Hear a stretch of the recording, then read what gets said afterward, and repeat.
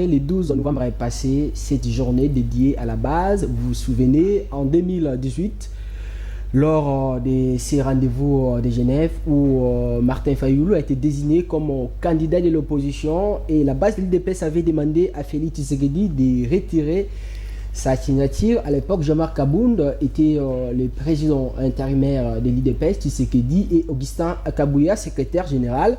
Quelle était la position de CD, d'une manière particulière celle de Jean-Marc Kabound, après l'acte posé par Félix Tshisekedi? Certainement des questions qui méritent d'être posées. On en parle dans cette émission. On va revenir tout au long de cette émission sur ces débats concernant les changements, la révision ou encore la modification de la Constitution de la République démocratique du Congo. Le président Tshisekedi, de son côté, continue avec son idée. Il était à Kisangani, il avait affirmé sa volonté de changer in extremis la Constitution de la RDC.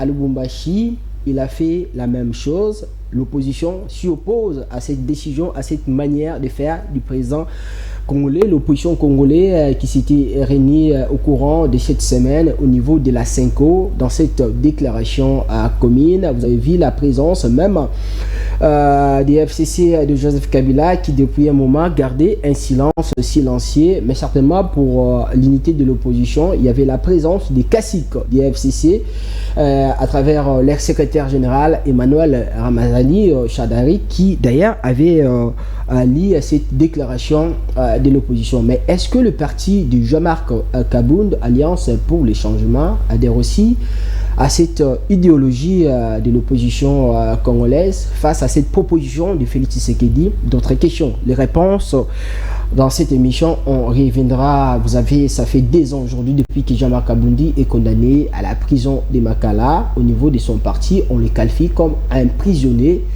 personnel de Félix Tshisekedi. En quoi Kabound est-il le prisonnier personnel de M.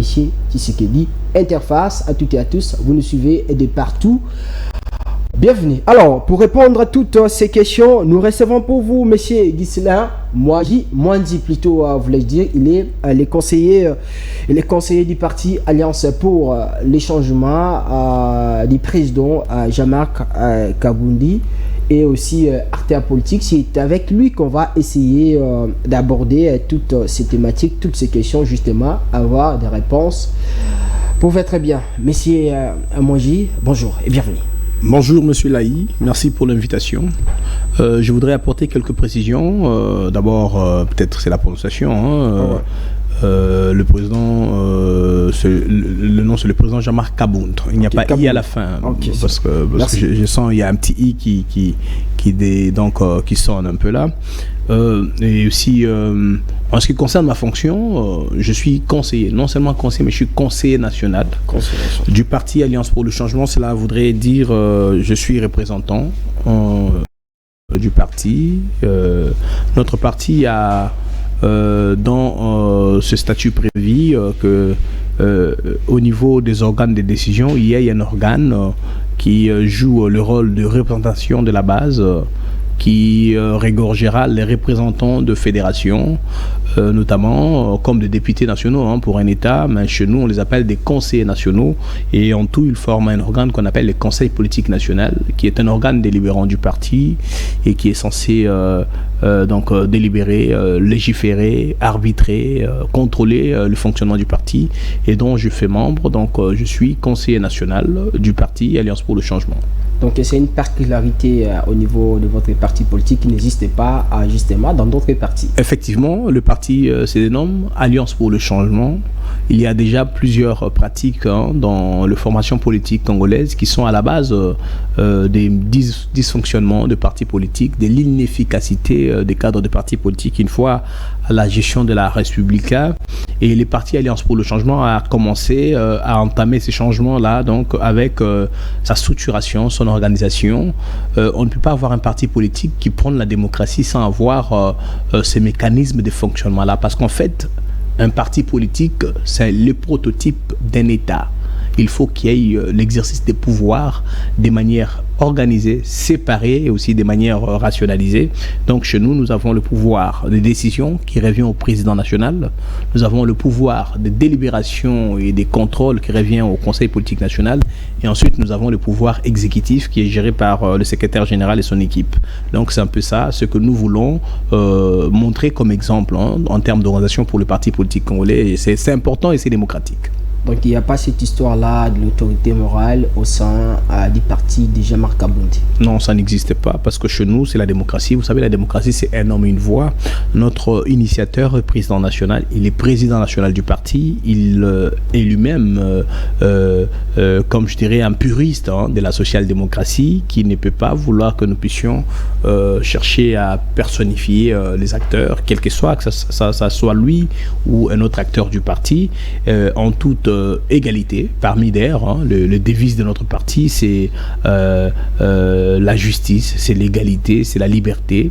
Donc chez nous, je crois que nous mettons au devant de tout ce que nous devons faire. C'est donc notre devise.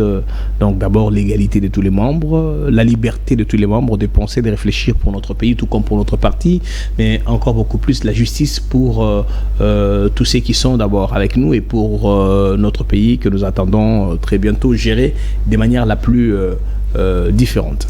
Alors, il y a des partis qui se disent aujourd'hui d'être des partis sociaux-démocrates ou des partis républicains, aussi des partis écologistes. C'est quoi la philosophie de votre parti? Cette philosophie différente par rapport à d'autres partis politiques qui existent et que les peuples congolais aujourd'hui peuvent se dire, voilà, ces partis qui arrivent avec cette nouvelle philosophie, certainement, on peut les soutenir, question de permettre au pays de se développer. Ben écoutez, un parti politique au départ doit se définir par un choix philosophique, idéologique et aussi par un projet de société qu'il apporte après que, avant d'avoir sa création, après que ses membres aient jaugé ça veut dire que vous avez déjà un projet de société. Effectivement, on ne peut pas partir sur l'échiquier politique juste pour figurer comme un parti politique parce qu'il faut en faire un autre de plus si on n'a pas trouvé là où il y a le problème au Congo et si on n'a pas certainement de solution au problème de notre pays et pour notre peuple. Donc c'est ce que l'initiateur de notre parti, l'honorable Jean-Marc Kabound, a eu au départ à partager avec nous tous, donc le fondateur, les adhérents de la première heure du parti. Nous avons donc réfléchi autour d'abord de ce qui est de notre idéologie. Nous sommes un parti socio-démocrate. Nous prenons la social-démocratie et nous mettons en valeur toutes les valeurs démocratiques qu'il y a dans la gestion de la République. Nous le faisons déjà dans le fonctionnement de notre parti et nous mettons en avant les valeurs d'un état de droit qu'il faut ériger effectivement dans notre pays parce que ce que nous vivons aujourd'hui dans notre pays est très loin d'être l'effectivité d'un état de droit. Et en ce qui concerne le projet de société, nous avons un projet de société qui prône premièrement la refondation de l'État. Vous savez, l'État congolais aujourd'hui est en pleine déliquescence de par différents règnes qui se sont suivis depuis le maréchal Mobutu, disons, la crise post-indépendance, et ensuite les règnes dictatoriales du maréchal Mobutu, le multipartisme auguré, mais bien sûr mal négocié avec tout ce qu'il y a eu, l'entrée de l'AFDEL, le régime Kabila et aujourd'hui le régime Félix Tshisekedi qui a décidé de mettre en mal les espérances portées par le combat mené par Étienne Tshisekedi et tous ceux qui l'ont accompagné. Donc aujourd'hui, l'Alliance pour le changement a décidé qu'il fallait, devant les désespoirs, devant le chèque et surtout sur cette voie de la perdition que s'est livré le régime Tshisekedi, nous puissions trouver une alternative crédible. Et cette alternative crédible, c'est ce que nous sommes. Et nous voulons donc la présenter en termes de structuration, donc un parti politique, en termes de projet, c'est ça notre projet de société, et en termes de cadre qui devrait diriger le pays demain, c'est ce que le parti fait. Il est en pleine pédagogie, en pleine formation, en pleine préparation de ce qui devrait ensemble, avec le président Jean-Marc Kabound, animer, gouverner le pays et surtout apporter les changements pour notre société. Alors comment vous passez ces moments loin de votre président connu condamné, arrêté au niveau de la prison centrale de Makala. Est-ce qu'il n'y a pas de bousculade au niveau de votre parti? Est-ce que vous gardez la même philosophie, vous continuez à travailler, à suivre sa philosophie, ou bien ce qu'il a comme idéologie, même loin de vous? Monsieur Laï, c'est une question importante. Elle revient lorsque nous rencontrons la plupart de nos compatriotes, surtout ceux de la presse, ceux qui ont de l'expérience politique. C'est ça la différence. Lorsqu'on adhère à un parti politique avec beaucoup de conviction, et lorsqu'on est dans une structuration plus efficiente, lorsque l'on sait pourquoi on a choisi de faire la politique et derrière quel leader faire cette politique, on ne peut pas tergiverser, quelles que soient les difficultés.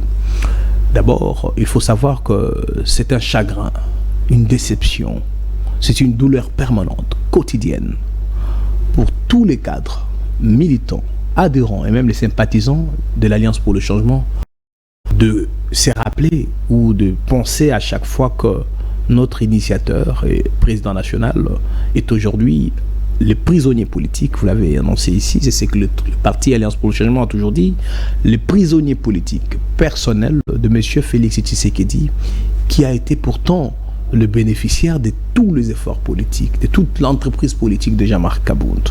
Depuis l'IDPS, l'histoire, on y reviendra avec d'autres questions. Et donc, aujourd'hui, c'est une douleur, mais en même temps, une déception profonde que le président Kabound soit dans des conditions aujourd'hui d'emprisonnement injustes, juste parce qu'il a décidé de rompre avec une voie de la perdition et de s'opposer à une dérive totalitaire du pouvoir Tshisekedi. Cependant, le président Kabound étant un leader et par son expérience politique a décidé de demeurer en union à la fois d'esprit, de gestion et de combat avec le membre de notre parti par une télédynamie exceptionnelle. Il sait, à partir de là où il est, communiquer la force, communiquer les convictions, communiquer aussi les savoir-faire dans la politique. Pour tous les responsables de notre parti, nous le savons très bien que nous ne faisons rien qui ne soit pas encadré, qui ne soit pas dirigé, qui ne soit pas enrichi par la dextérité politique du président Kabound, et ça nous est profitable. Aujourd'hui, vous pouvez observer, pendant plus de 2 ans et demi, le parti n'a pas changé les caps. Nous avons maintenu une rectitude exceptionnelle dans notre dialectique, dans notre position, et surtout, nous avons gardé une rigidité dans notre position face à une dérive dictatoriale. Nous continuerons à le faire, et nous sommes en harmonie parfaite avec notre initiateur, notre leader, et nous battons presque tous les jours pour que les leaders soient libérés. Voilà pourquoi des dénonciations au travers plusieurs rendez-vous, de matinées politiques, de marches de colère. Nous en ferons davantage parce qu'on en a déjà fait assez. Et nous pensons que le président Kabound n'a pas une place dans une cellule de prison. Mais le président Kabound est attendu par tout un peuple pour être devant lui et le conduire vers un chemin de changement. Le peuple a tant espéré ces changements et le peuple se vit aujourd'hui être condamné à plus de 10 ans encore avec les régimes Tshisekedi à vivre les mêmes velléités de gestion, la dérive, la gabégie, la mégestion, l'incompétence notoire. Et donc l'espérance du changement pour le peuple congolais est aujourd'hui incarnée par un leader qui est donc l'honorable Jean-Marc Kabound, qui s'est démontré comme un surhomme, un homme d'exception, mais bien sûr un homme de surlendemain.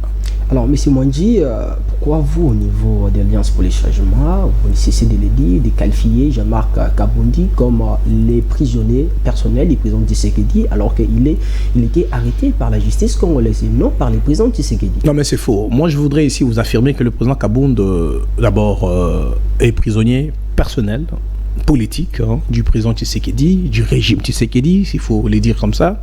Et le président Kabound a été poursuivi par une justice instrumentalisée, laquelle justice qualifiée des malades par le président Tshisekedi lui-même et son ministre de la Justice, M. Moutamba plutôt. Et je crois qu'aujourd'hui, tout le monde s'accorde que nous avons connu une injustice. Et la justice a été suffisamment manipulé dans ces procès. Tout ce qui s'est passé pour le procès Jean-Marc Kabound a démontré qu'il y a eu manipulation en termes d'irrégularité, en termes d'illégalité, et surtout la décision ou l'arrêt de la Cour de cassation ayant condamné le président Jean-Marc Kabound a été un arrêt unique, disproportionnel, même s'il faudrait considérer que le processus judiciaire pouvait être pris en compte par le juge, mais le réquisitoire du ministère public, c'était 3 ans de prison ferme. C'était donc la peine maximale. Et alors, il n'y a pas de l'arithmétique, encore moins la logique pénale qui pouvait nous expliquer, qui peut l'expliquer d'ailleurs aujourd'hui, que l'honorable Jean-Marc Kabound soit condamné pour 7 ans de prison. Mais condamné pourquoi? Condamné parce qu'il a pris la parole. Il a fait usage de la liberté d'expression, préservée par la Constitution à son article 26, qui garantit que tout Congolais a le droit de s'exprimer, de donner son opinion sur la gestion du pays. Et en plus de cela, il a pris la parole en tant qu'acteur politique, en tant qu'opposant, qui est préservé par la loi portant statut de l'opposition dans notre pays. Il a pris cette parole à l'époque pour dénoncer le détournement de millions de dollars dans tous les projets engagés par le régime Tshisekedi, pour dénoncer l'incompétence notoire de plusieurs acteurs qui sont nommés par les ordonnances du chef de l'État, de manque de vision claire dans le chef du président Tshisekedi. Et tout ça a été transformé par le régime comme étant des infractions. Alors qu'aujourd'hui, toute la réalité démontre que le président Kabound avait totalement raison. Et vous savez qui il dit? Ce sont les cadres de l'UDPS. Ce sont les Congolais, parfois les neutres, ceux qui ne sont même pas politiques, qui disent, en fin de compte, Jean-Marc Kabound avait raison. Regardons notre pays aujourd'hui, l'état des routes, la situation sécuritaire, le fonctionnement de nos institutions, le gouvernement, le Parlement. Mais les Congolais sont aujourd'hui abandonnés à leur propre sort. Ils vivent comme des stoïciens. Et je crois qu'il était temps que le président Kabound sorte de ses carcans et qu'il décide de rompre avec les régimes de la dérive totalitaire du monsieur Tshisekedi. Et nous, aujourd'hui, nous sommes avec lui en toute fierté en tant que Congolais, mais pour assurer à nos compatriotes que nous pouvons encore espérer qu'il y ait un changement avec un leader qui a décidé de marcher pour que le changement arrive. Alors, vous parlez de cette justice malade, lui-même le président Tshisekedi, il avait affirmé ça l'autre fois. On va aborder tout à l'heure les états généraux de la justice organisés par les gardes-sceaux à Mutamba. Mais avant tout, puisque vous avez, au rythme de cette émission, vous avez parlé du régime Mobutu, vous avez parlé du régime Kabila. Aujourd'hui, ce débat autour du kabylisme, mobutisme, tshisekidisme, pensez-vous c'est le moment pour la RDC de passer un autre courant politique, question de sauver ce pays? Malheureusement, vous parlez de mobutisme, kabylisme. Moi, je ne suis pas partant pour ce genre d'appréhension. Il faut le corriger. Les écoles idéologiques sont connues. On est soit libéral, on est soit démocrate, on est soit... ça dépend du choix de courant auquel on voudrait appartenir. Mais les écoles... Au leadership, non, ces leaderships ont tous montré des limites. Partant de Mobutu, c'est un leadership despotique. Voyons Kabila, c'est un leadership de facto qui a eu aussi à gérer le pays à son temps, qui n'est pas aussi indemne de plusieurs reproches. On voit aussi aujourd'hui les leaderships Félix Tshisekedi, mais c'est la médiocrité par excellence. Et je crois que les ismes que vous évoquez ne nous intéressent pas nous, parce que nous, chez nous, on ne parle même pas du tshisekedisme ou du kaboundisme. Nous parlons plutôt de la social-démocratie. C'est plus cela qui nous intéresse. Du patriotisme, oui. Du nationalisme, d'accord. C'est ce que nous défendons. Mais cependant, vous avez évoqué, vous avez semblé dire que j'ai dit que la justice serait malade. D'abord, non. Ça, c'est les narratifs de Félix Tshisekedi et de Constant Mutamba. Nous pensons que c'est le pays qui est malade. Faute de leadership convaincant, par manque de vision claire dans celui qui est d'abord au sommet de l'État, parce que c'est le président de la République qui a le pouvoir d'ordonnancer la vie d'un État. Et vous savez, cela n'est pas une invention que nous faisons aujourd'hui. Nous avons un maître d'école, Étienne Tshisekedi Wamulumba, qui disait « Un poisson commence à pourrir par la tête ». Et c'est tout à fait vérifiable. Notre pays, si nous sommes aujourd'hui en train de vivre ce que nous vivons, c'est parce qu'au sommet de l'État, il y a un leadership qui n'est pas convaincant, il y a le manque de vision claire, il y a une compétence notoire. Et il y a aussi cette organisation sulfureuse de mafieux, de détourneurs qui, par solidarité maléfique, se protègent en tant que père de famille, des responsables qu'on ne peut pas inquiéter par la justice. Mais cependant, la justice, elle existe dans notre pays. Parce que la constitution de notre pays consacre notre État comme un État de droit. La constitution de notre pays consacre l'indépendance des pouvoirs judiciaires. La constitution de notre pays organise le pouvoir judiciaire et leur fonctionnement. Il y a en plus des lois organiques, il y a aussi des lois dans tout le domaine. C'est un problème de respect des textes, un problème de respect de la loi. Mais nous sommes dans un pays où le chef de l'État lui-même traite la constitution d'une constitution de fameuse, des lambeaux de constitution. On abordera cette question. Et donc, vous comprendrez que ce n'est pas une question de maladie de justice, mais c'est une maladie de leadership. La maladie de leadership commence par le sommet de l'État. Et donc, pour dire vrai, il faut respecter le magistrat. Les états généraux de la justice, oui. Mais pour peut-être mettre sur la table le véritable mot qui gangrène la justice, ce qui fait obstacle au respect des textes de la Constitution et à l'application de la loi, ce qui peut-être parfois met certains magistrats dans des conditions de précarité et surtout dans des conditions de corruption. Hein. Mais on ne peut pas décider de faire les états généraux de la justice pour chercher à s'accaparer de pouvoir judiciaire. Non.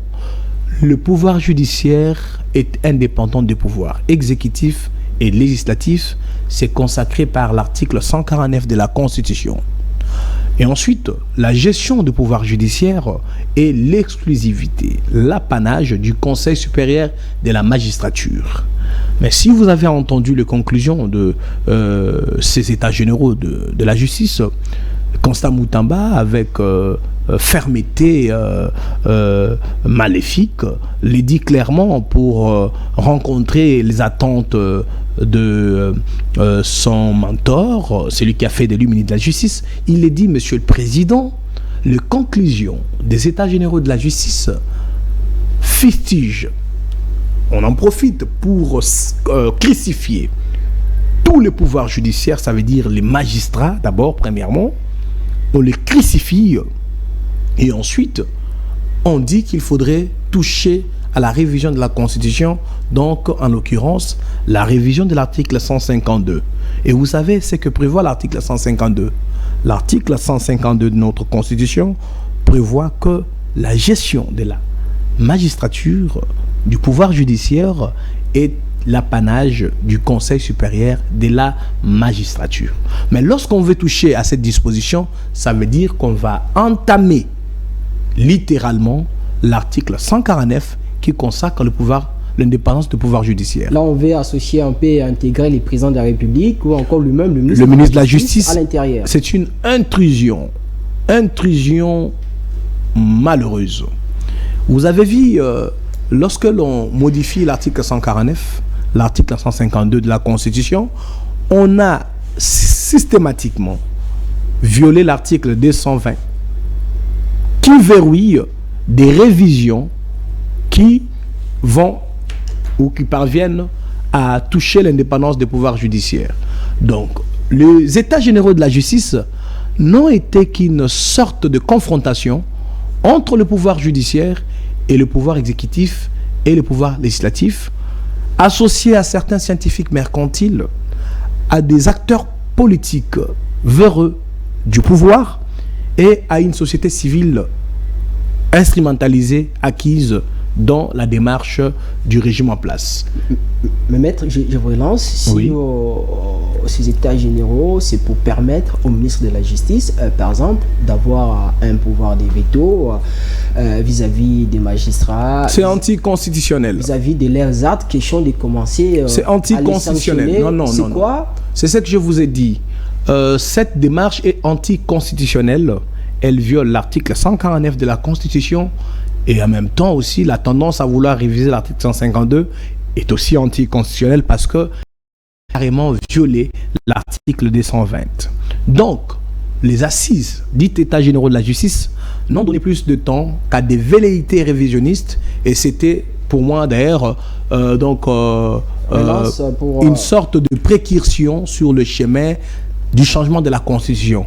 Parce que les États généraux de la justice ont été précurseurs de manière systématique de la démarche du changement de la Constitution qu'a engagé depuis un certain temps le régime Félix Tshisekedi.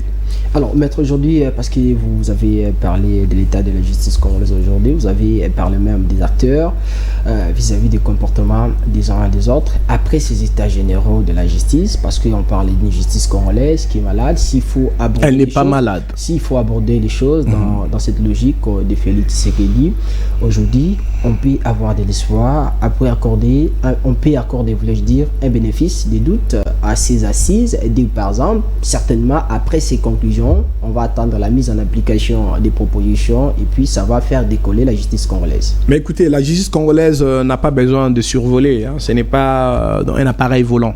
On n'a pas non plus besoin de vouloir faire décoller la justice congolaise. La justice n'est pas malade, c'est le leadership qui est malade. Nous avons parlé de la condamnation du président Jean-Marc Kabound. Au début, je m'en souviens.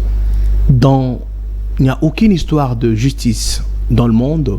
Il n'y a pas de jurisprudence aujourd'hui qui puisse justifier la transformation miraculeuse du réquisitoire du ministère public qui était de 3 ans à la sentence prononcée par le juge de la Cour de cassation à 7 ans de prison contre l'honorable Kabound. Si ce n'est pas une manipulation politicienne, il y a eu l'instrumentalisation de la justice. Et c'est ce que nous vivons depuis plusieurs années, même avant le régime Tshisekedi. Hein.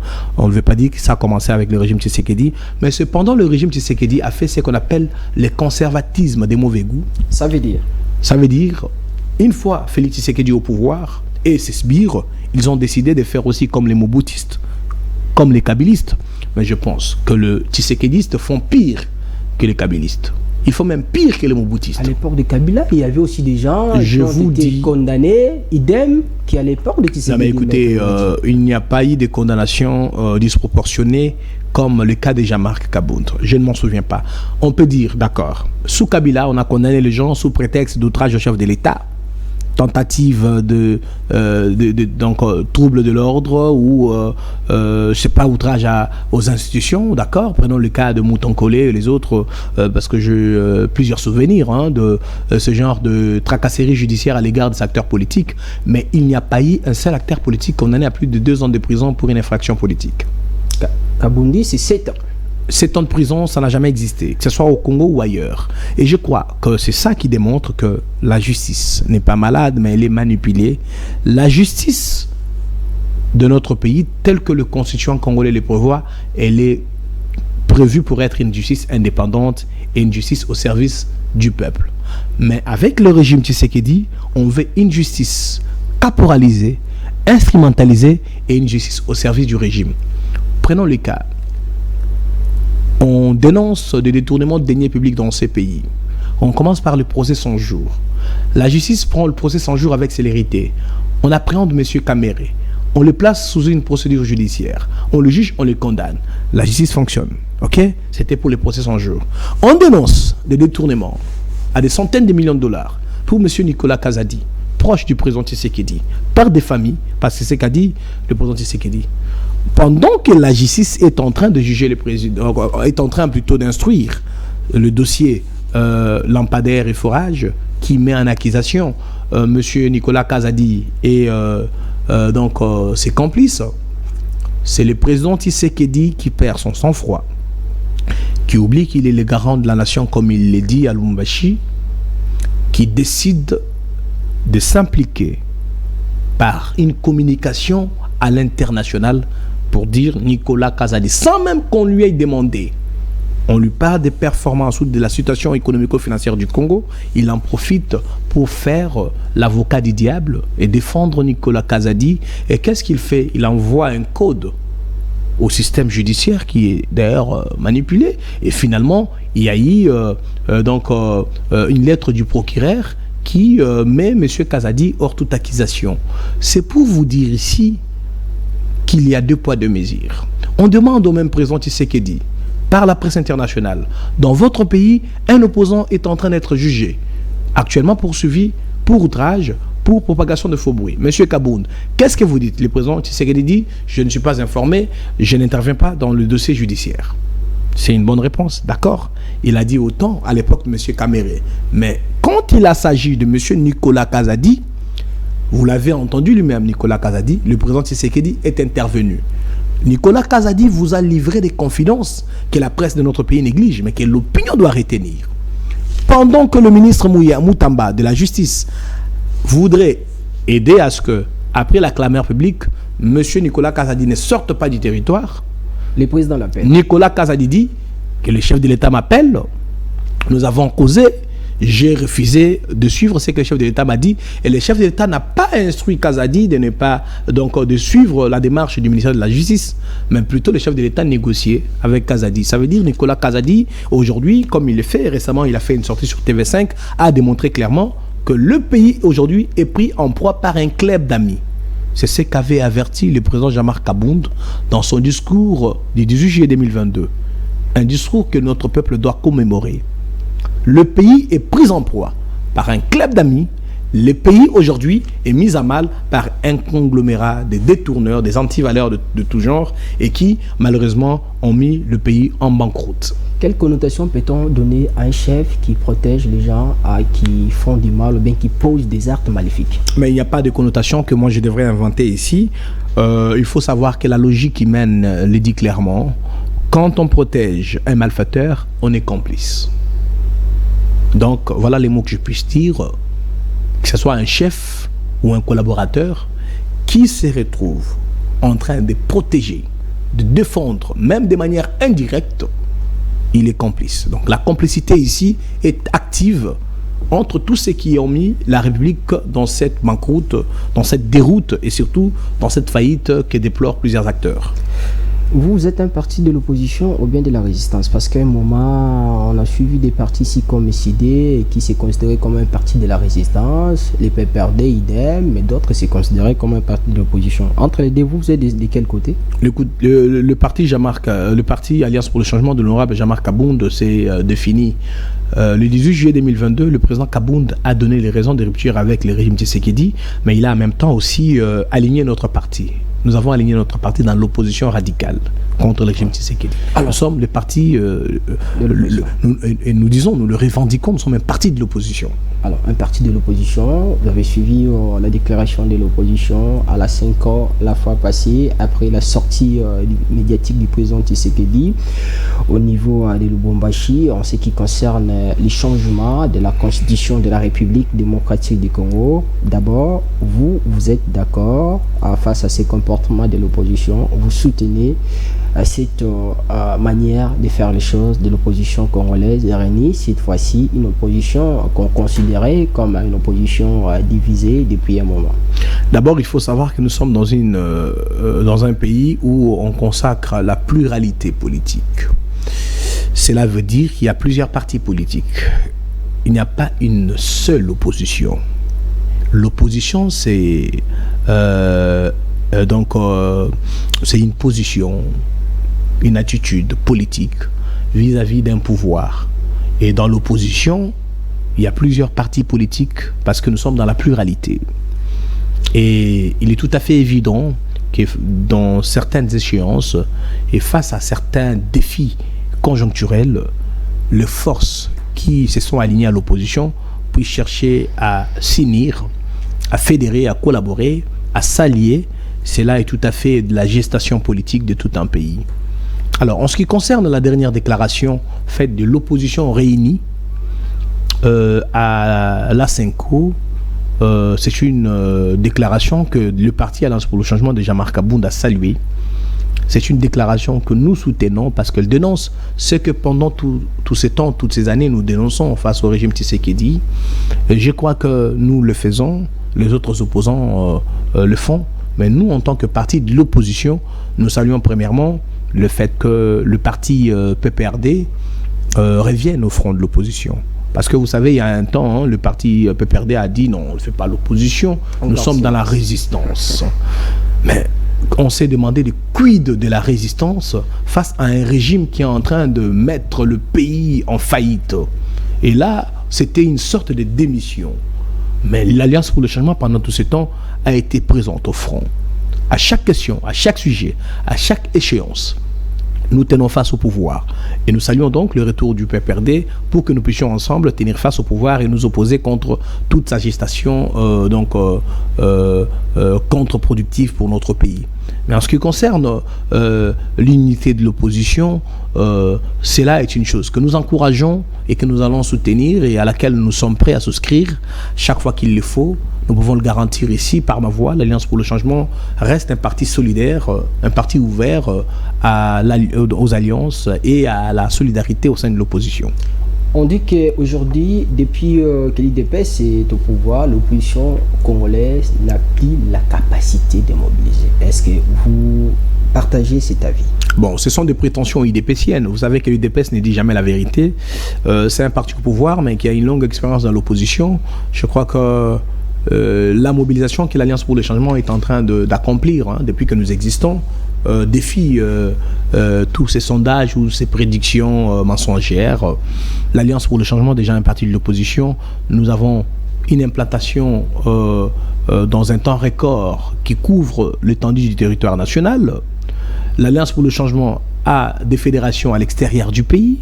L'Alliance pour le changement ici à Kinshasa a déjà tenu plus de 10 actions publiques, ça veut dire des marches et des meetings pendant l'année 2023. Alors, nous ne donnons pas l'argent à notre population pour qu'ils viennent à notre meeting. Contrairement à ce qu'on vous dit, vous voyez la plupart des partis au pouvoir, que ce soit l'IDPS, l'UNC, l'AFDC, ce sont des partis aujourd'hui qui n'existent que des noms et des rénoms. Vous avez des gens qui sont en costume, en cravate, mais comme ils se sont fait un peu plein les poches, ils vont louer de bus des 107, Transco, ils vont aller prendre de citoyens lambda dans certains coins, à coups de billets, ils vont les rassembler quelque part pour faire les matinées, comme vous voyez tout le temps le faire à la 10e brille à l'UDPS.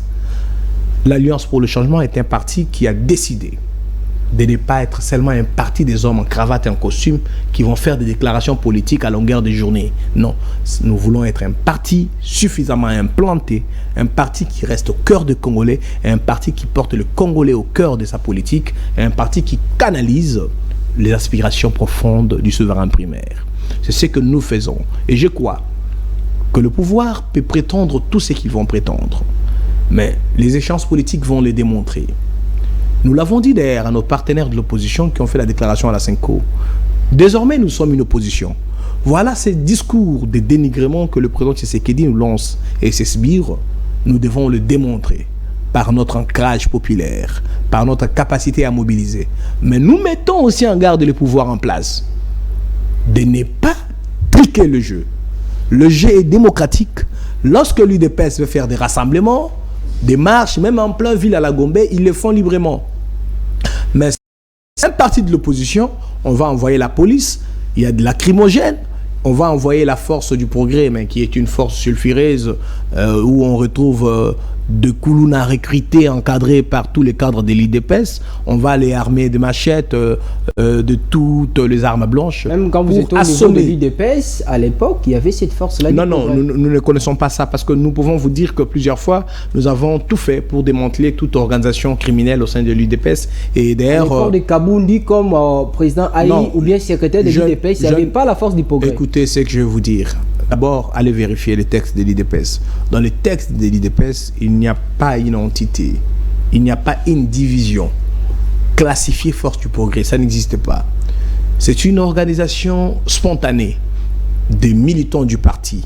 Mais à l'époque de Djamar Kabound, cette organisation était constituée de véritables militants. Ça veut dire des gens qui ont adhéré au parti, qui défendaient des valeurs et qui faisaient du militantisme au nom et avec des valeurs. Aujourd'hui, c'est plutôt un cadre de recrutement de bandits pour imposer le fascisme congolais, autrement je voudrais dire les fascismes idépéciens. Et donc, je crois que nous parlons de deux périodes différentes et cette période, tout ce que j'ai dit peut être vérifié par vous, la presse, parce que vous couvrez les activités, vous connaissez tous ces délinquants, vous les avez vus. On les a jugés dernièrement, ils sont allés même exécuter un déguerpissement à la Gombe. Vous les avez vus être condamnés. Oui, ils sont allés déguerpir chez la première dame. Ils ont fait ils ont érigé de points chauds partout. Ils ont même des cachots privés. Ça n'a jamais existé. Mais ce qui existe aujourd'hui, c'est du fascisme idépécien. Et donc, nous le condamnons. Et c'est ce que j'allais dire. Que le pouvoir en place ne puisse pas triquer le match. Nous allons mobiliser ça ne seront pas des voyous, des koulouna dans la rue. Ça sera des hommes et des femmes, de jeunes et de vieux, des Congolais épris de changement qui vont marcher pour dire non au régime Tshisekedi, pour dire non à la Constitution, pour dire non à la mauvaise gouvernance, pour dire non à la gabégie, au détournement, à l'injustice, pour revendiquer le droit qui revient aux Congolais et surtout pour exiger la libération immédiate et sans condition de l'honorable Jean-Marc Kabound. Monsieur Mwandji, vous affirmez ici sans regret ni remords que l'opposition congolaise n'est pas affaiblie. Cette opposition est capable de faire du mal, de mettre la pression au pouvoir de Tshisekedi. C'est ce que nous sommes et c'est ce que nous faisons. Et cependant, nous avons dit que le pouvoir ne puisse pas instrumentaliser les forces de l'ordre pour les opposer contre des citoyens qui exercent leurs droits démocratiques. Et si cela continue, nous avons dit que la réaction sera proportionnelle parce que le peuple n'est pas dupe et le peuple ne se laissera pas faire. Je l'ai dit récemment sur un plateau de la place. Le pays est en train d'aller vers le grand choc. Il devrait y avoir un grand basculement. Grand choc. Le grand choc qui sera à la fois politique et sociétal. Il y aura bien sûr le grand basculement. La majorité aujourd'hui, l'Union sacrée, sera fissurée. Vous devenez prophète. Parce que ça commence. Notre parti a cette primogéniture. Nous sommes prémonitoires dans ce que nous disons. Le président Kabound a tout prédit de tout ce qui arrive en termes de séquences et d'étapes dans la dérive du pouvoir en place. Et nous le disons. Personnellement, moi je l'ai dit aussi souvent. Il y aura fissure de la majorité parlementaire avec ces projets macabres du changement de la Constitution. Mais cependant, il y aura aussi un basculement où le peuple congolais va prendre le devant de la lutte. Ça ne sera pas une histoire de partis politiques. Nous ne serons que des leaders, nous serons des vecteurs. Mais c'est le peuple congolais qui va dire non au changement de la Constitution. C'est le peuple congolais dans sa majorité qui va dire assez avec cette mauvaise gouvernance et ces injustices. Je crois que cela ne va qu'arriver. L'année 2025, c'est une année qui doit imposer à notre pays un nouveau vent qui sera un vent de changement. Et ce vent, nous allons le mener bien sûr avec l'honorable Jean-Marc Kabound, que nous espérons être libres. Mais ces changements de la Constitution, cette proposition du président Tshisekedi, ça vous fait du mal, pourquoi? Écoutez, d'abord, premièrement, il n'y a pas besoin qu'on puisse savoir les sentiments de l'opposition ou du pouvoir. Nous ne sommes pas dans un domaine où il faudrait considérer les émotions des uns et des autres. Rentrons à la raison. Réfléchissons comme il le faut. Le changement de la Constitution n'existait pas dans notre pays. En République démocratique du Congo, nous avons une Constitution qui est la loi fondamentale et cette Constitution prévoit plutôt sa révision. C'est donc l'article 218 de notre Constitution. La révision de la Constitution, oui. Mais l'article 219 de la Constitution fixe les conditions, établit les possibilités et les impossibilités. En même temps, l'article 219 interdit aussi, l'article plutôt 220, interdit que la révision puisse toucher certaines matières. Et donc, si le président Tshisekedi demande à Lubumbashi, qui peut m'interdire, moi, garant de la nation, de réfléchir ou d'initier une modification, le président Tshisekedi doit avouer qu'il a lu la Constitution et s'est limité à l'article 218. S'il a lu 218, qu'il lise l'article 219, l'article 219 interdit, là d'abord on part dans le cadre de la révision, interdit même la révision pendant l'état des sièges. Et ça fait bientôt là presque une année, que le régime Tshisekedi a placé une partie du pays sous état des sièges et que le gouvernement passe à plusieurs reprises au Parlement pour proroger cet état des sièges. Nous sommes dans l'impossibilité juridique d'initier une révision de la Constitution. Voilà ce qui énerve. Ça énerve la Constitution. Ce n'est pas une affaire d'émotion et de sentiments. De deux, le changement, parce que le régime en place, au-delà de son ambivalence dans la dialectique, le régime en place doit reconnaître clairement qu'ils veulent changer la Constitution. En ce qui concerne le nombre de mandats, le président Tshisekedi à Kisangani dit, en ce qui concerne le nombre de mandats, mon sort, c'est la population qui va se décider. Non, la population congolaise, le peuple congolais s'est déjà décidé pour que le mandat à la présidence soit seulement un mandat renouvelable une seule fois. Il n'y a pas question que le président Tshisekedi puisse amener le peuple à se décider à nouveau pour ça. Donc, il doit savoir qu'il est dans son second mandat et le dernier mandat. le pouvoir en place veut changer le système de fonctionnement de notre pays, a entamé l'indépendance du pouvoir judiciaire. C'est là, non, c'est ce qu'a dit le ministre Moutamba. C'est ce que veulent les résolutions de leur fameux État. Ce que pense Moutamba, ça peut arriver, ce n'est pas la même chose que pense le président Tshisekedi. Non, mais écoutez, c'est la même chose. Ils ont dit la même chose. Moutamba est au service du président Tshisekedi et Moutamba a été recruté pour engager des réformes hasardeuses comme ce qu'ils ont décidé d'engager avec les États généraux de la justice et ce qu'ils vont encore tenter d'engager. Mais nous sommes un parti de l'opposition. Notre rôle, c'est de faire échec. Notre rôle, c'est de nous opposer à ce que nous jugeons dangereux pour l'État et pour la nation. Voilà un peu ce qui donne raison à notre rejet de ce projet macabre de changement de la Constitution. Et en plus, là je voudrais être clair, le président Tshisekedi aujourd'hui, tout comme le camp UDPS et tous ceux qui les accompagnent, sont en flagrance délit. Comment ça? Des rébellions contre la Constitution. Et normalement, si nous étions dans un état de droit, ces derniers devaient être poursuivis par le procureur général près la Cour constitutionnelle. En ce qui concerne le chef de l'État, il doit être poursuivi pour rébellion contre la Constitution. En ce qui concerne les autres, ils doivent être poursuivis par les instances compétentes par rapport à leur statut.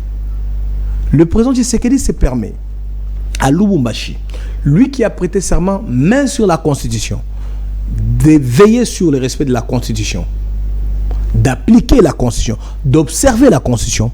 Le président Tshisekedi désigne notre Constitution, cette fameuse Constitution. Ces lambeaux de Constitution. Ces langages dénigrent la loi fondamentale de notre pays.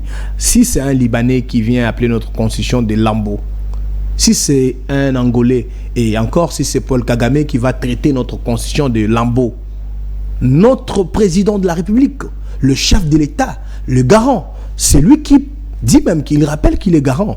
Il traite notre Constitution de lambeaux. Là, c'est un. Première rébellion.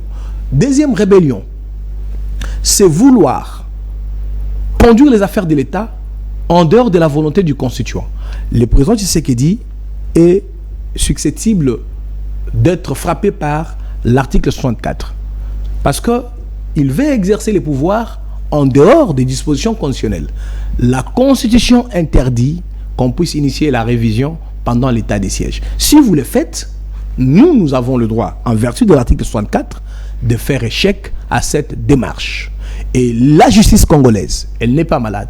Le procureur général près la Cour constitutionnelle, tout comme l'appareil judiciaire, doit démontrer ici qu'elle n'est pas malade. La Constitution leur donne la mission en tant que pouvoir dans notre pays, indépendant, de poursuivre tous ceux qui se sont rébellés contre la Constitution, commençant par le chef de l'État et M. Kabouya et tous ceux-là qui traitent la Constitution de fameuse, des lambeaux, une Constitution des étrangers, et qui ont même les intentions d'entamer ou carrément de violer l'article 220, qui est pourtant l'article qui verrouille les acquis démocratiques de notre pays. Est-ce que le président Tshisekedi ne devrait-il pas, avant d'interpréter cet article 217 lui-même, de faire recours à la Cour constitutionnelle pour que la Cour puisse donner son interprétation? Vous évoquez une dimension très importante. Vous savez, lorsque le président Kabila allait faire mandat et que le pays a eu quelques difficultés à avoir des élections, on met de côté les considérations politiciennes à l'époque. Le président Kabila a dit, écoutez, s'il faut que le camp politique présente leur opinion à traiter, nous allons tous nous embrouiller. Il a demandé à la Cour constitutionnelle d'interpréter l'article 70 de la Constitution, 72 je crois.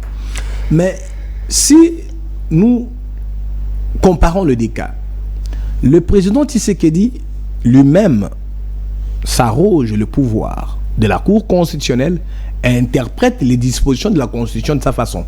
Par exemple, l'article 217, il dit « La Constitution de notre pays a une disposition qui nous envoie de céder, ou carrément il a dit de vendre une partie de notre territoire aux étrangers.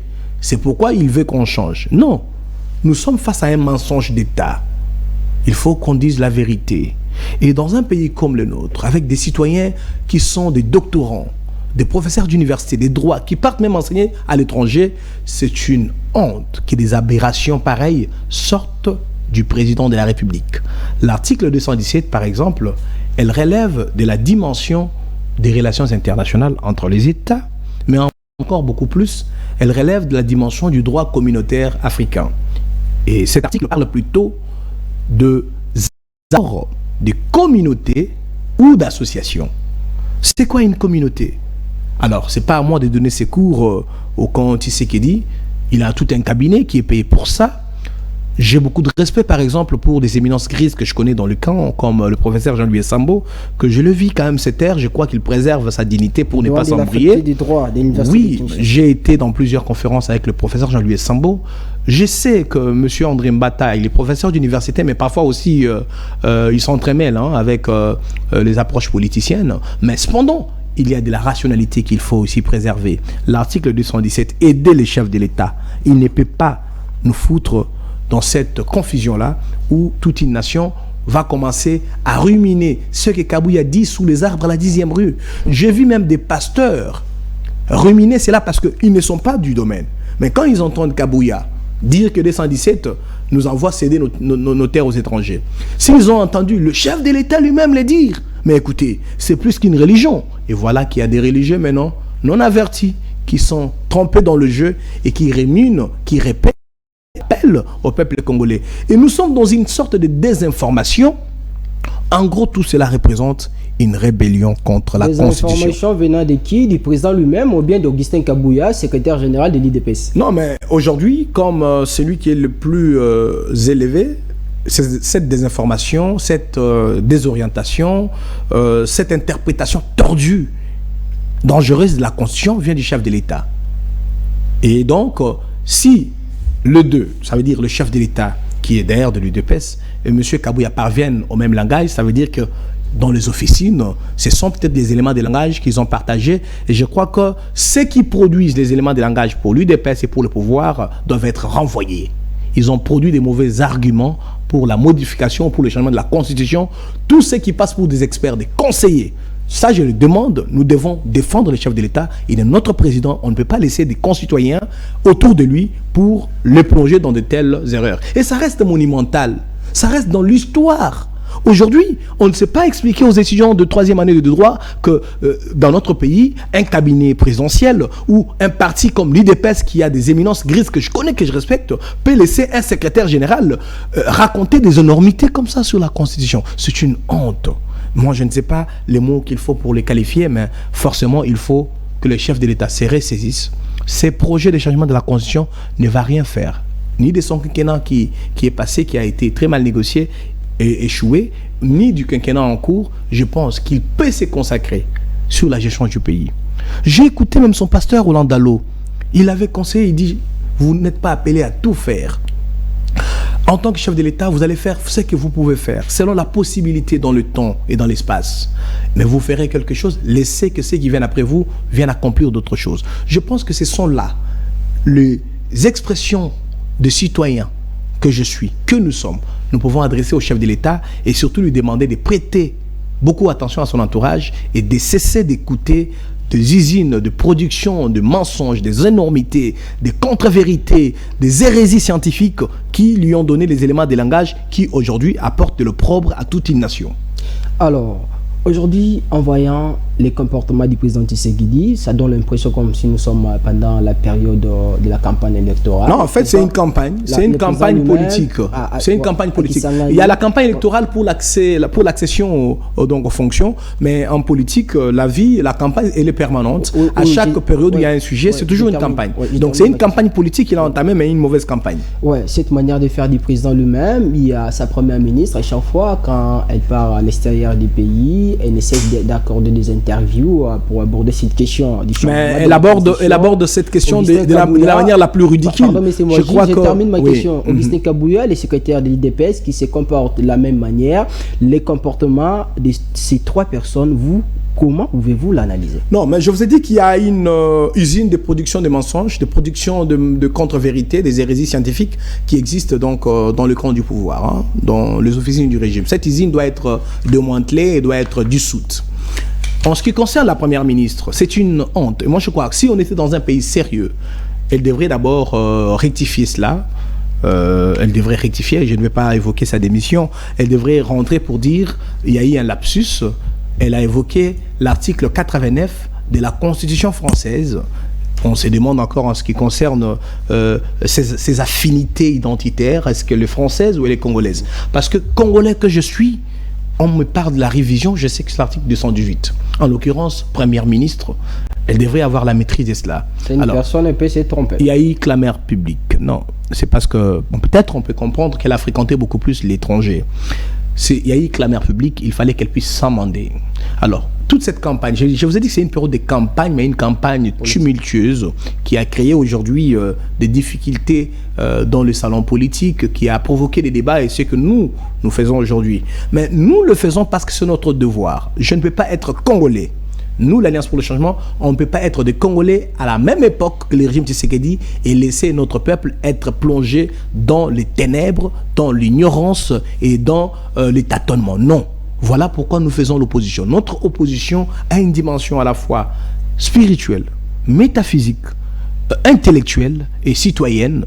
En tant que citoyen, on pense qu'on est dans le devoir d'aider notre société à ne pas aussi se retrouver dans la dérive comme les régimes en place. Monsieur le conseiller, pensez-vous que cette manière, cette campagne pour le président Tshisekedi, c'est une façon pour lui de détourner l'attention des gens sur les vrais problèmes du peuple congolais aujourd'hui? Effectivement, c'est ce qu'il faut dire. Il n'y a pas de fait et de hasard. Et il y a un contraste dans la démarche du pouvoir. L'article 219 de la Constitution interdit qu'on puisse réviser la Constitution pendant l'état des sièges. Le pouvoir en place a mis en place l'état des sièges. C'est déjà un obstacle. Mais pendant qu'il y a cet obstacle, le pouvoir en place tente de changer la Constitution. Mais il faut qu'on se le dise, en tant que politique, ce n'est pas le vrai objectif du pouvoir. Premier objectif, c'est la dissuasion de l'opinion en ce qui concerne les vrais problèmes de gouvernance que nous avons. Les détournements des millions de dollars, on a parlé du cas Nicolas Kajadi, qui persiste. La mégestion,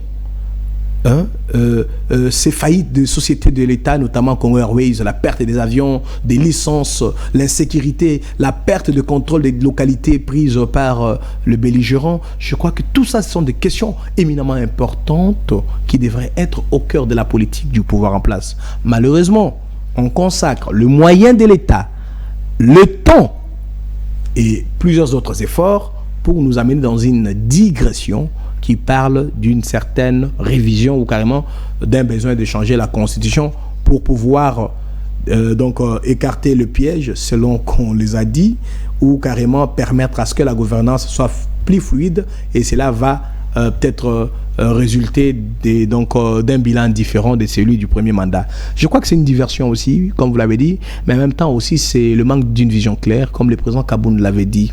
C'est le manque d'un leadership convaincant, d'un leadership proportionnel aux défis de notre pays.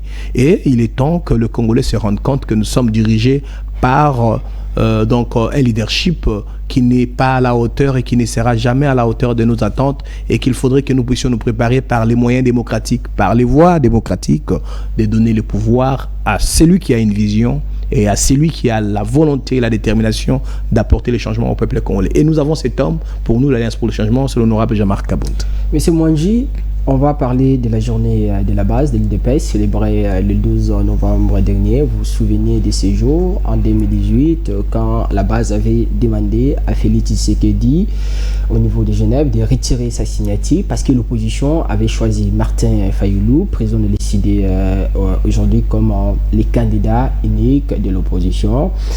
Vous avez vécu à cette époque. À l'époque, Jean-Marc Kabound était le président... secrétaire général. Le secrétaire général, oui. Mais aussi président intérimaire... Non, il était secrétaire général. Parce que le président c'était après le congrès. Le président était lui-même Félix Tshisekedi. Alors, dites-nous, qu'est-ce qui s'est passé réellement ces jours-là? Les positions des uns et des autres par rapport à cette recommandation, à cette demande de la base, de l'UDPS, de demander à Tshisekedi de retirer illico presto sa signature. C'est un devoir de mémoire. La base de l'UDPS a été rappelée par les dirigeants actuels du parti pour commémorer la date du 12 novembre 2018. Malheureusement encore, comme aujourd'hui l'UDPS est dirigé par des menteurs, par de fossoyeurs, des saltimbanques, ils se sont permis quand même de vouloir tordre l'histoire. Et je m'en vais là à contredire les propos avancés par M. Peter Kazadi, qui a raconté qu'il était là-bas, qu'il était ici. Tout ça, la plupart de ce qu'il a dit, c'était des mensonges. Parce que nous étions tous là. Et Kazadi n'était pas là où les décisions se prenaient. Il avait quelle fonction à l'époque? Il faut qu'il sache que la politique de mensonge est aujourd'hui contredite par l'évolution technologique. Nous avons sorti les archives, bien sûr. Kazadi a dit, par exemple, que le président Kabound était en phase de vouloir évincer le président Tshisekedi à son profit, parce qu'il a vu qu'il a signé un accord de Genève qui faisait de Fayoulou candidat unique de l'opposition. Ce qui est évident, qu'un parti politique fonctionne avec les textes. L'UDPS, en l'occurrence, a ses statuts et ses règlements intérieurs. Et il y a eu, avant, donc disons après la mort de Tshisekedi, le président Kabound est resté le seul chef de parti. Mais pour se conformer au texte du parti, le président Kabound a organisé dans un délai raisonnable le congrès de l'UDPS, qui est donc l'organe suprême du parti, et ce congrès a investi un nouveau président. Et le président Kabound a soutenu l'élection du président Félix Tshisekedi comme président de l'UDPS, et en même temps aussi a soutenu la candidature, face à d'autres candidatures de l'UDPS, la candidature du président Félix Tshisekedi comme candidat de l'UDPS à l'élection présidentielle. Donc, la décision du Congrès, la décision de l'organe suprême du parti, ça veut dire la volonté de la base de l'UDPS. Et donc, le président Tshisekedi est parti. Après là, et il a nommé le président Kabound de nouveau secrétaire général, donc chef de parti. Le président Tshisekedi est parti pour des tournées de parrainage et des tractations politiques. Mais malheureusement, il s'est retrouvé à Genève. Sans le chef de parti, donc sans le secrétaire général de l'UDPS ou les représentants du parti, il s'est retrouvé seul avec son épouse et sa délégation personnelle. Il s'est retrouvé à Genève et il a posé une signature qui allait à l'encontre de la décision du Congrès qui avait fait de lui candidat unique, candidat de l'UDPS. C'est une violation de la décision du Congrès. Et ce genre de violations sont sanctionnées par les statuts et les règlements intérieurs. Et donc, par voie de procédure, la base de l'UDPS n'étant pas d'accord avec cette décision, la base a réclamé premièrement la primogéniture de l'UDPS dans le combat de l'opposition contre le pouvoir, et qu'ils ont estimé que M. Fayoulou était un candidat à l'époque qui n'avait pas l'ancrage populaire ou encore moins l'histoire politique pour pouvoir porter ces combats de l'opposition en général. Et la base a dit non. Nous demandons au président Tshisekedi de retirer sa signature et de se conformer aux résolutions du Congrès. Vous voyez? Donc, le président Jean-Marc Kabound, par application des textes du parti, et étant le gardien des résolutions du Congrès, il a sommé à l'époque le président Tshisekedi de retirer sa signature. Et cette sommation est régulière. Elle se conforme au texte du parti. Et cette sommation avait un délai, en dehors 48 heures. C'est ce que je dis tout à l'heure. Les nouvelles technologies contredisent M. Kazadi dans ses mensonges, parce que les archives, nous les avons balancées dans les réseaux sociaux. En dehors 48 heures, le président Tshisekedi retire la signature, il réaffirme sa candidature, il rentre au pays pour battre campagne et l'UDPS va s'engager à le faire élire. C'est ce que le président Kabound a fait. Il a été l'architecte de cette histoire, de ce combat de gloire qui a amené l'UDPS au pouvoir. Il a été le commandant de l'UDPS pendant ses primes, très déterminant, et cela a permis que le président Tshisekedi soit au pouvoir. C'est ça ce rôle que le président Kabound a joué, et pour ce rôle, le président Tshisekedi lui-même, il y a des archives, avait rendu hommage, et il a dit que le président Kabound mérite d'avoir un monument dans l'histoire de l'UDPS. Ce ne sont pas ces âneries que racontent Kabouya et Peter Kazadi. Et vous savez, chez nous, à l'Alliance pour le Changement, nous disons, les tandems Peter Kazadi et Augustin Kabouya nous rappellent deux personnages de la Bible. Caïn et Judas Iscariote. Oh. Oui. La haine viscérale de M. Kazadi à l'égard du président Kabound, ce n'est pas l'Alliance pour le Changement qui va la dire, c'est Kabouya qui les témoigne. Nous avons en termes d'archives encore, Kabouya qui a raconté comment M. Kazadi, à l'époque, quand l'UDPS est arrivé au pouvoir, est allé dans le conciliabule avec Kabouya pour dire, écoute, nous devons investir Jean-Marc Kabound, tu vas prendre la direction du parti et moi je vais récupérer ma place au cabinet du chef de l'État. C'est la haine viscérale, ça s'apparente à la haine de Caïn. Monsieur Kabouya aujourd'hui, qui est chef du parti de l'UDPS, s'il est là aujourd'hui, c'est parce que finalement, il a mordu à l'hameçon, il a consommé les deals et il a fait comme Judas, il a vendu Jésus. L'honorable Jean-Marc Kabound, ce ne sont pas seulement ses adeptes ou carrément ses collègues du parti qui les disent, mais même ceux de l'UDPS. Laissez-moi terminer, je chute seulement. Le président Kabound est perçu à l'UDPS comme les dignes fils, les dignes descendants, les dignes héritiers idéologiques d'Étienne Tshisekedi Wamulumba et les porteurs des temps d'espoir. Même pour ceux qui sont à l'UDPS, ils les savent. Nous sommes une école de valeurs et nous avons un leader qui a des valeurs à la fois historiques et des valeurs individuelles. Vous dites Kayan, c'est qui? C'est Kabouya ou bien Kazadi? Mais je vous dis que le comportement de Peter Kazadi nous rappelle, nous, Kayan. Okay. Le comportement d'Augustin Kabouya nous rappelle Judas, Iscariote qui avait vendu Jésus. Et si vous voulez vérifier ce que j'ai dit, je vais vous envoyer, je vais vous la laisser, l'archive vidéo où Augustin Kabouya vient dénoncer devant la même base de l'IDPS le plan funeste de Peter Kazadi d'investir Jean-Marc Kabound dans la tête de l'IDPS pour que Kabouya prenne le contrôle de l'IDPS et que Kazadi devienne ce qu'il est devenu aujourd'hui. Alors, si le deal a fonctionné, ce n'est que pour un temps. Mais l'honorable Kabound leur avait dit, leur joie est de courte durée. Enfin, le président Kabound a toujours dit, en tout état de choses, la fin justifie les moyens. Nous avons choisi de rentrer dans l'intimité avec le peuple, de porter les aspirations du peuple, de mener un combat pour le changement. Et nous allons le faire de manière démocratique. Nous ne sommes pas des rebelles. Nous parlons, nous avons la parole pour le dire, nous avons le courage. On n'a pas peur. Et nous allons le faire. Autant aujourd'hui et avec le temps, notre peuple, au départ, avait du mal à nous comprendre. Avec le temps, c'est le peuple qui vient vers nous. Et je peux vous le dire, les instances du parti Alliance pour le changement sont les plus fréquentées aujourd'hui par le peuple congolais. Dans toutes les provinces, dans toutes les localités, on nous contacte. Vous êtes installés où? Vous êtes où? Nous voulons adhérer. À la diaspora, c'est la même chose. Et donc, je crois que ceux qui avaient vendu Joseph, fils de Jacob, pensaient qu'ils lui ont fait du mal. Il est parti en esclavage en Égypte. Il a été fait prisonnier. Mais je crois que Joseph a joué le rôle qui était celui qui devrait jouer au travers le temps. Nous sommes dans une dimension cosmogonique et je crois que le moment venu, l'honorable Jean-Marc Kabound jouera le rôle parce qu'il est demeuré un homme de valeur égal à lui-même et il lui faut beaucoup de respect. Dans l'histoire qu'il faut raconter, que ce soit à l'UDPS ou dans l'histoire politique du régime, au Parlement ou dans tout ce qu'il y a à faire, il faut du respect.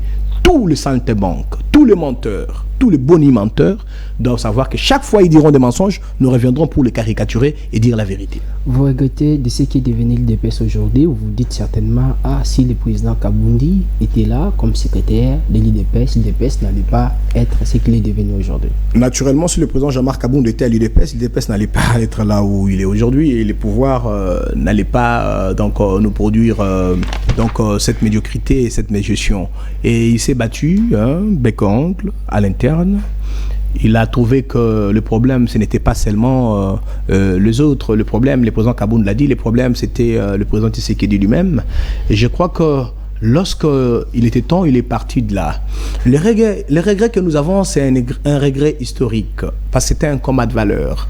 L'UDPS devrait rester dans l'histoire, dans les annales politiques de notre pays, comme l'a initié en Afrique du Sud, comme le MPLA en Angola. Malheureusement, avec cette gestion calamiteuse de la République, avec tout ce que les cadres de l'UDPS font, avec toutes ces énormités que Kabouya sort à chaque matinée politique, à chaque bruit dans le média, je crois que l'UDPS aujourd'hui est en train de perdre toutes ses valeurs héritées d'Étienne Tshisekedi, tout comme les 13 parlementaires et les autres combattants de l'histoire.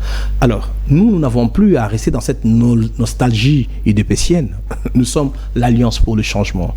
Nous avons décidé que tous les Congolais qui ont les regrets du sabordage du combat des valeurs mené par Étienne Tshisekedi, par ceux qui sont à l'UDPS aujourd'hui, que tous les Congolais qui ont les regrets de la mégestion de la République par le régime Tshisekedi, nous les avons invités, comme l'avait dit l'honorable Jean-Marc Kabound le 18 juillet, à venir adhérer à l'Alliance pour le changement, à venir pour que nous puissions nous allier autour des valeurs sociodémocrates, autour des valeurs patriotiques, pour que le changement arrive dans notre pays. Et je crois que certainement, lorsque notre lutte sera portée par la majorité du peuple congolais et que nous allons porter l'honorable Jean-Marc Kabound à la magistrature suprême, nous pouvons espérer que la mémoire des martyrs pourrait être soigné de toutes les blessures qu'il est en train de vivre aujourd'hui avec le régime Tshisekedi. Vous avez vu comment on a même désacralisé le mausolée de Patrice Emery Lumumba. Donc comment on peut admettre que dans un pays comme le nôtre, on crache sur la mémoire de tout le héros? On a craché sur la mémoire d'Étienne Tshisekedi avec la mauvaise gestion de la République. On crache sur la mémoire de Lumumba en sabotant le mausolée. Et je crois que ce pays a besoin d'hommes de surlendemain, capables d'engager avec rigueur le changement, comme l'honorable Kabound l'avait engagé. Vous avez vu comment il avait imposé un leadership de changement au Parlement. Vous avez vu comment il a fait lorsqu'il a été... Les gens qui voulaient les libertinages, les gens qui voulaient la jouissance, ont voulu les caricaturer autrement. Mais avec le temps, je crois qu'il a raison. Et le peuple congolais a besoin des hommes comme lui. Qui représente Jean-Marc Kabound aujourd'hui pour la population congolaise d'une manière générale, mais d'une manière particulière pour la jeunesse congolaise, pour terminer l'émission? Le modèle par excellence de l'engagement politique d'un jeune homme qui était en province, qui a crié aux idéaux, aux valeurs de l'UDPS, qui a suivi le chemin d'Étienne Tshisekedi au péril de sa vie à plusieurs circonstances connues, emprisonnement très connu aussi, et aussi en même temps, le son s'est élevé d'un cadre d'un parti politique qui est parti d'être un secrétaire de fédération, président fédéral, et devenir secrétaire général de l'UDPS, et à qui l'histoire a permis qu'il soit l'héritier idéologique d'Étienne Tshisekedi, qu'il soit la dernière décision donc prise par Étienne Tshisekedi. L'abnégation de cet homme, de sa vie personnelle, le refus de toutes les propositions indécentes du régime à l'époque Kabila pour qu'il puisse trahir le combat comme Bruno Tshibala, comme les autres. Et surtout, la pertinence dans sa gestion du pays, du parti UDPS, la rigueur, la restauration de l'ordre politique à l'UDPS, la conquête du pouvoir, l'opiniâtreté positive pour convaincre Félix Tshisekedi à retirer sa signature de l'accord de Genève, la défense magistrale du pouvoir du chef de l'État face aux alliés du FCC, la valorisation du cadre de l'UDPS pour leur donner la place importante dans la gouvernance, la mise à niveau de tous ceux qui devraient aspirer aux fonctions publiques, aux fonctions de l'État pour accompagner le régime, et surtout l'équilibre géopolitique dans notre pays, parce que vous vous rappellerez, le président Kabound a maintenu l'équilibre géopolitique. L'UDPS, à l'époque de Jean-Marc Kabound, ne pouvait pas être un parti identifié à un coin du pays, mais c'était un parti qui a mis à valeur des gens comme Eteni Longondo, Yves Mbokolo, qui n'était pas forcément kassaïen. Excusez-moi, je n'aime pas entrer sur ces débats. Mais je crois que par rapport aux valeurs de Jean-Marc Kabound, c'est cette grandeur-là et c'est cette aspiration à la nation congolaise. Il a la foi à la nation congolaise. Il voit un Congo grand, uni, où il n'y a pas de division entre nous, il n'y a pas de stigmatisation. Et donc, l'honorable Kabound aujourd'hui, de tous les opérateurs politiques, de tous les acteurs politiques de notre temps, je n'en vois pas deux comme lui, capables d'incarner autant de valeurs, et ces valeurs qui sont indispensables pour le décollage de notre pays, et surtout pour le changement que nous aspirons, que nous enseignons, que nous sommes en train de vouloir augurer dans notre pays, avec notamment notre parti politique, l'Alliance pour le changement. Mais pour l'Alliance pour le changement, l'honorable Jean-Marc Kabound représente l'espoir de notre peuple, l'espoir de l'Afrique. Le président Jean-Marc Kabound représente l'espoir de la fierté retrouvée du peuple congolais, l'espoir de la grandeur retrouvée du peuple congolais, l'espoir du changement, l'espoir de la refondation de l'État congolais, l'espoir de la révolution sociale.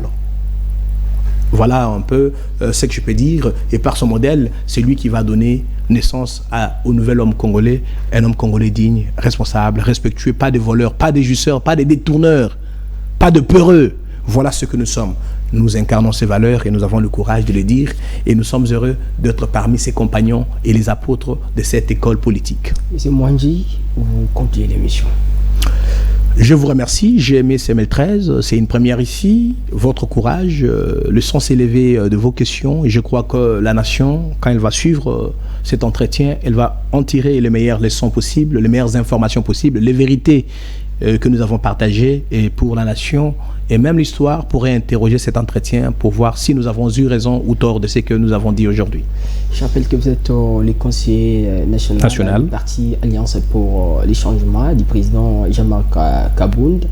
Monsieur Ghislain Mwangi, c'est un réel plaisir pour moi de vous recevoir dans cette émission. Merci surtout d'avoir répondu à toutes nos questions avec beaucoup de franchise. Le plaisir a été le mien. Merci. À toutes et à tous, merci de nous avoir suivis. On va se retrouver prochainement pour un autre numéro de cette émission. Que vive la République, vive la RDC, restez-nous toujours fidèles.